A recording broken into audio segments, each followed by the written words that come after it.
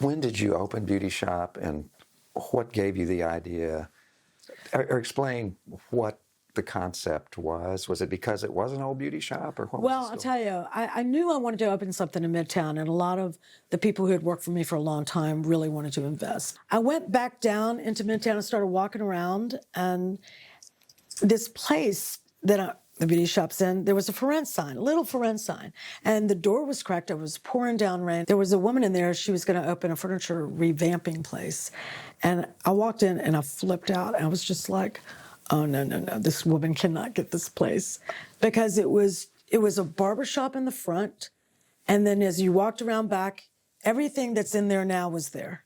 The dryers, or what do you call those? The dryers, the glass brick, places where you would get your hair done, the green, beautiful old sinks from the 40s.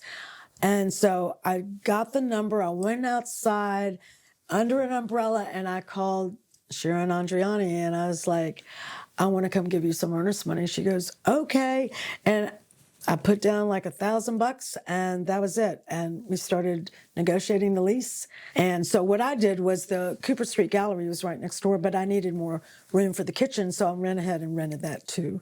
And it just worked out. So when we opened the beauty shop in 2002, I didn't know what to do with the front of the Cooper Street Gallery, because I really just needed the back area. So I was like, I'll just do a general store.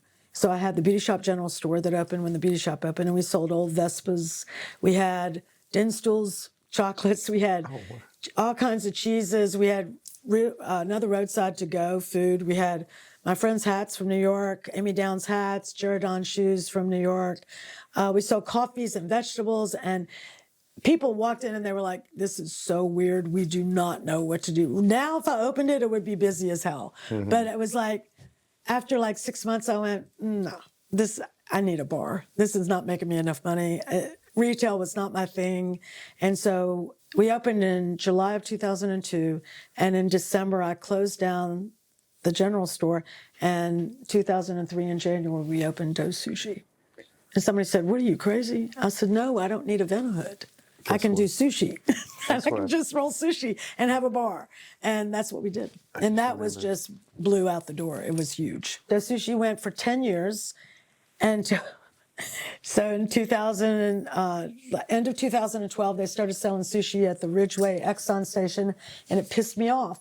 And I was like, if they're doing this, I'm closing the sushi restaurant. They were like, have you lost your mind? I went, no, I'm going to open a music club. And they were like, Karen, what are you doing? I was like, I've always wanted to have a music club. And we opened DKDC.